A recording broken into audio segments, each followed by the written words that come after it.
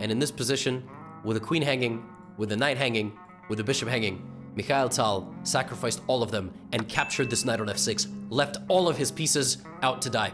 If you try to take the queen, you best be sure to hang on. You can't take anything else. You're not going to castle because the queen is still going to be hanging. So, he took. Now, Tal was able to get away with a move like this because his pieces are well-oiled and coordinated to target his opponent right after the queen is captured.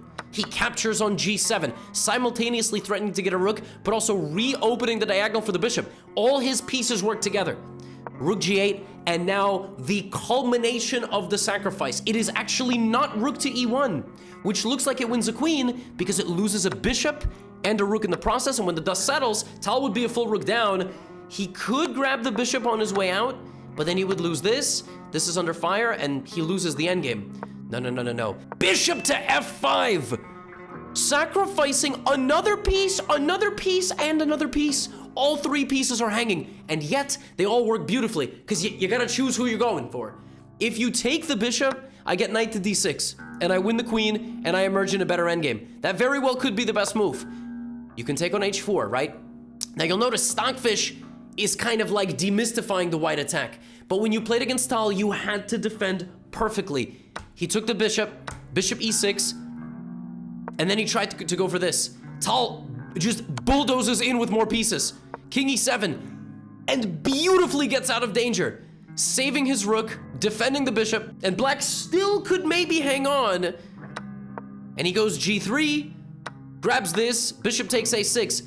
But like I said, when the dust settled, Tal was left in a game where he was down a pawn, but black had 1, 2, 3, 4 islands, doubled and completely shattered pawn structure, and white was better. White is better in an endgame despite being a full pawn down.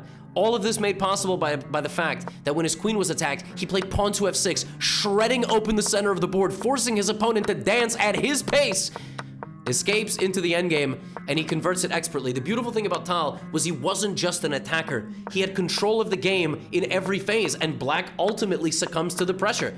You know, there is not much to be done. We go to an endgame, rook a6, rook f6. Look at all of black's pieces falling. At the end of the day, Tal was trained in the pioneer school of chess under the tutelage of Koblenz, and I will actually show you a game a little bit later, which he played against his trainer, but every strong grandmaster of that generation was just bulletproof at endgames, and this one is no different.